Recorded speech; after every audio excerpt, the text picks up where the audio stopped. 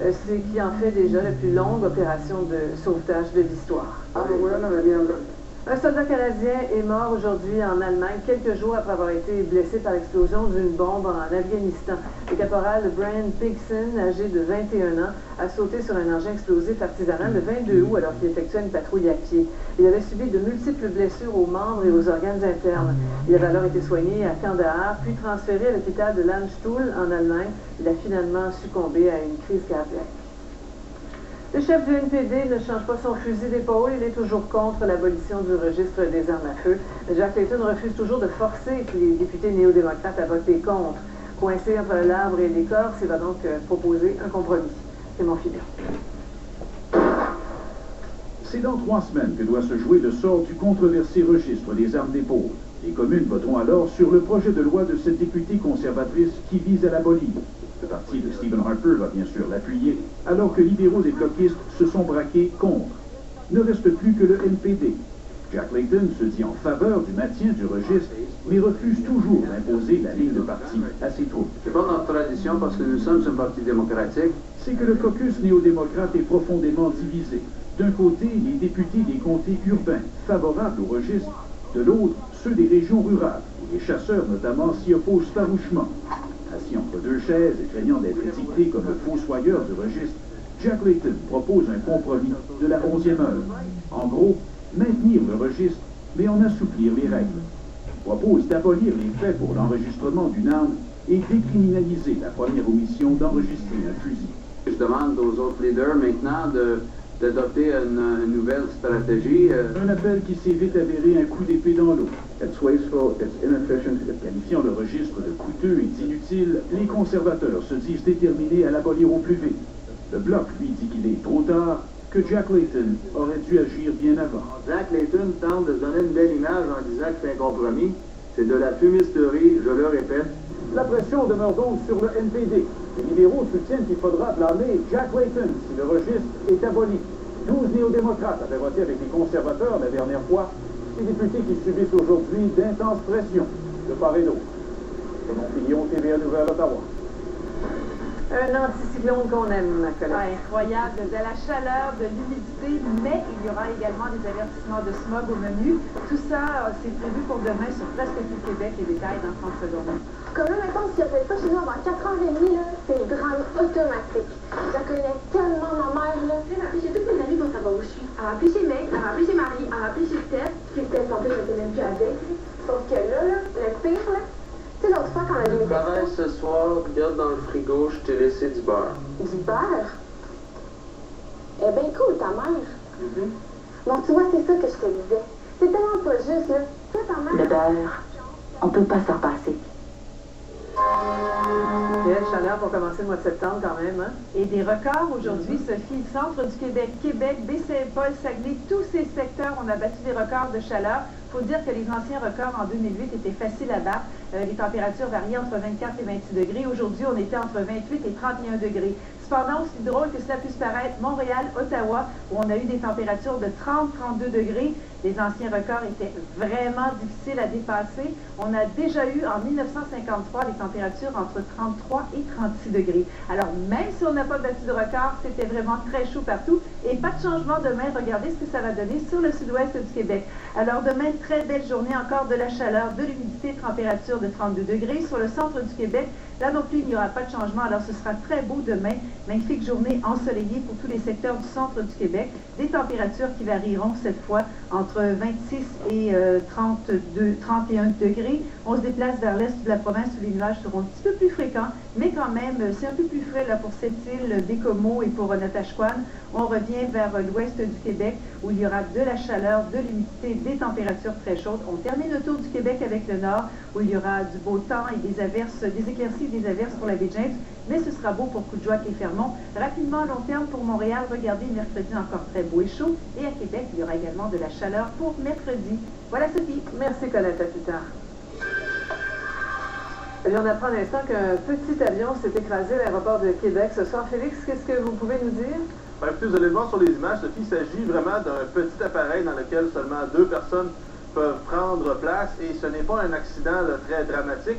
Il puisqu'il s'agit probablement d'un décrochage qui signifie que lors de l'atterrissage, l'appareil n'allait pas assez vite et qu'à ce moment-là, la portance, donc la portée des ailes n'était plus suffisante pour le garder dans les airs. Donc il y a eu un choc relativement brutal au contact de la piste. On me dit aussi que la roue avant du petit appareil s'est brisée, donc l'appareil a quand même traîné pendant un bon moment sur la piste, mais les deux passagers, en fait le pilote et le passager ne sont pas blessés. Et moi je dois vous dire, Sophie, honnêtement, que cet été, là, je n'ai jamais vu autant d'accidents qui impliquent des appareils volants. Oui, c'est vrai, tout à fait. Merci beaucoup, Félix. Au revoir. Au revoir. La lutte à l'évasion fiscale fait partie du plan de Québec pour réduire le déficit. Première étape, dès mercredi, les restaurateurs devront présenter des vraies factures à leurs clients. Et deuxième étape, en novembre 2011, tous les restaurants devront être munis d'un module d'enregistrement des ventes. André Ducharme. Nous sommes à la taverne Magnan. C'est ici que Québec précise son plan de lutte contre l'évasion fiscale dans la restauration. L'objectif, récupérer 2 milliards 300 millions d'ici 2019. On pense que la semaine dernière, 2 semaines, on annonçait Sainte-Justine, qui va être un nouvel hôpital pour tous nos enfants au Québec. C'est 1 milliard. Là, on peut aller chercher 2 milliards sur 10 ans. Alors, c'est important. À compter du 1er septembre, dès mercredi, donc, tous les restaurateurs doivent remettre des factures détaillées à tous leurs clients. Les consommateurs sont en droit de l'exiger. C'est un plan de facture comme ceci. D'ici novembre 2011, fini les factures à la main. Les 20 000 restaurateurs du Québec devront utiliser un module d'enregistrement des ventes. Ce petit ordinateur donne en détail toutes les transactions effectuées, y compris les taxes et les sommes perçues. C'est un coût qui est important, qui n'était pas du tout calculé dans mon plan d'affaires quand j'ai parti ma business en 2007. C'est monsieur, madame, tout le monde qui est là, qui le matin ouvre la porte, ferme la porte le soir. Et là, on dit à ces gens-là, là, oubliez vos façons de faire, là, on recommence à zéro.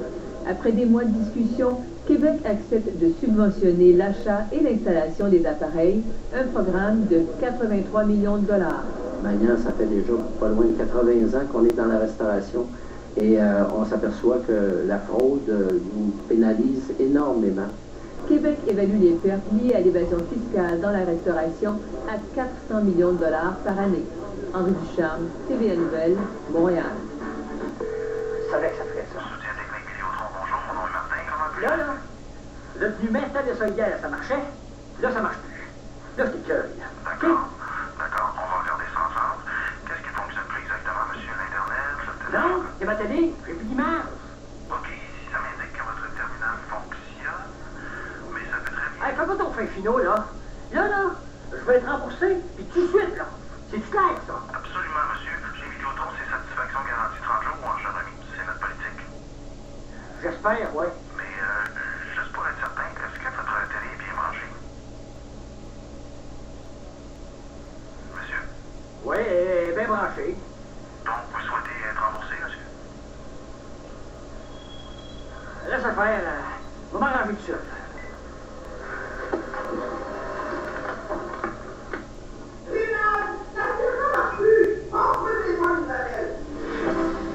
Cette semaine, dans votre 7 jours, spécial télé, 50 nouvelles qu'il faut savoir sur votre rentrée télé. Aussi, confidence exclusive de Maman Dion sur Céline. Concours, assister au lancement des disques de rock voisine et tout sur le nouveau bonheur de Sandra Bullock. 7 jours, votre magazine préféré.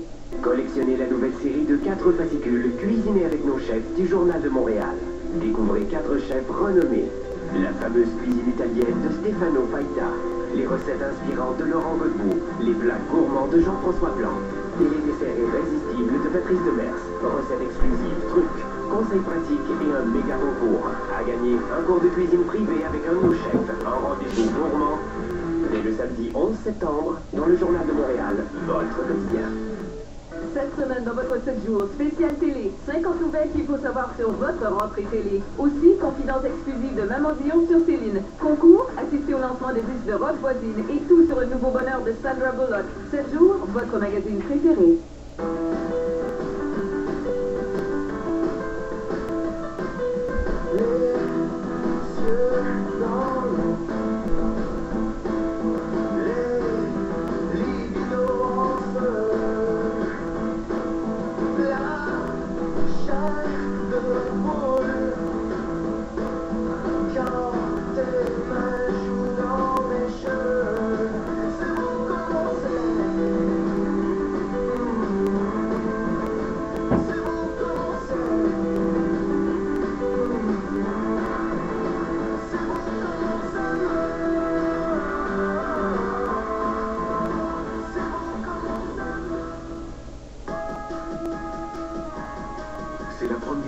de conception allemande, à être propulsée par un moteur en aluminium classé parmi les 10 meilleurs selon le magazine Wired. Sportive dans l'âme, elle est aussi équipée d'une boîte automatique 6 vitesses avec commande manuelle. Voici une berline qui n'a rien à envier aux européennes. La Régale 2011 de Buick. Une nouvelle classe à part. Mon père, il a travaillé pour les autres toute sa vie. Mais il a toujours rêvé d'ouvrir son propre commerce. À son âge, toute une décision. Aujourd'hui, il commence son aventure. Il s'est inscrit en formation continue au cégep pour se perfectionner. Je suis tellement fier de lui. Mon chum, c'est un fonceur, mais au travail, il avait l'impression d'avoir fait le tour. Ça lui prenait un nouveau défi. Aujourd'hui, son patron lui a offert de suivre une formation du cégep sur son lieu de travail. Il va enfin pouvoir continuer à avancer. Je suis tellement fière de lui. Paul, qu'est-ce que tu fais dans l'écran? Il y a du nouveau cette année, Charles. De nouveaux jeux sur écran tactile. Ça va permettre une touche très tendance. C'est une nouvelle façon de communiquer. Oh, ça me touche beaucoup. C'est ça. Le Cercle, de retour dès le 13 septembre à TVA. Alors, en résumé, Colette. Très simple. Beau, chaud, humide, ben, il y aura également du smog au moins jusqu'à mercredi. Maintenant, je vous donne les résultats des tirages de l'Auto-Québec. La combinaison gagnante pour la quotidienne à 3 chiffres, 7, 9, 4. 4 chiffres, 7, 3, 7, 9. L'Astro, 18 février, 29 bélier. Triplex, 10, 13, 18, 23, 41. L'Extra, 2, 1, 3, 7, 3, 2, 1. Et les 20 numéros gagnants du jeu Banco, 5, 8, 13, 15, 21, 27, 30, 31, 33, 34, 40, 44, 45, 46, 48, 49, 53, 62, 63 et le dernier 69. Alors Sophie, demain, encore du beau temps, sans doute qu'on va battre des records de chaleur, encore une fois, un peu partout au Québec. Là où c'est un petit peu plus frais, c'est vers la Côte-Nord, où on prévoit des températures de 17 à 20 degrés. Mais dans l'ensemble du Québec, là, pas de problème, au moins jusqu'à mercredi. Bien, si vous faites de l'exercice, attention au coup de chaleur. Ah oui, buvez beaucoup d'eau. Oui. Merci Colette. À demain. Voilà, on se laisse là-dessus. Merci d'avoir été là. On se retrouve demain. Bonne fin de soirée.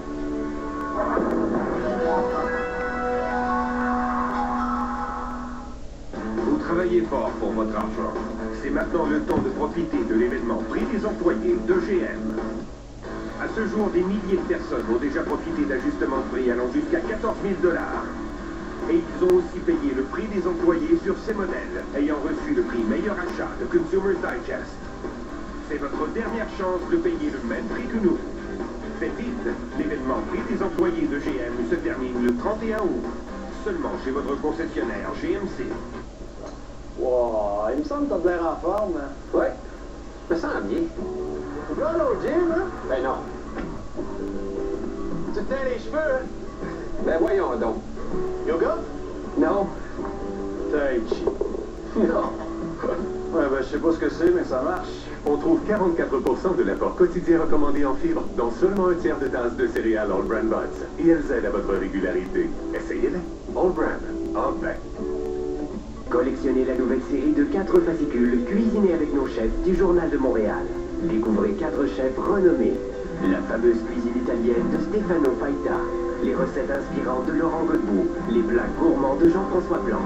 Et les desserts irrésistibles de Patrice Demers. Recettes exclusives, trucs, conseils pratiques et un méga concours. À gagner un cours de cuisine privé avec un de nos chefs. Un rendez-vous gourmand.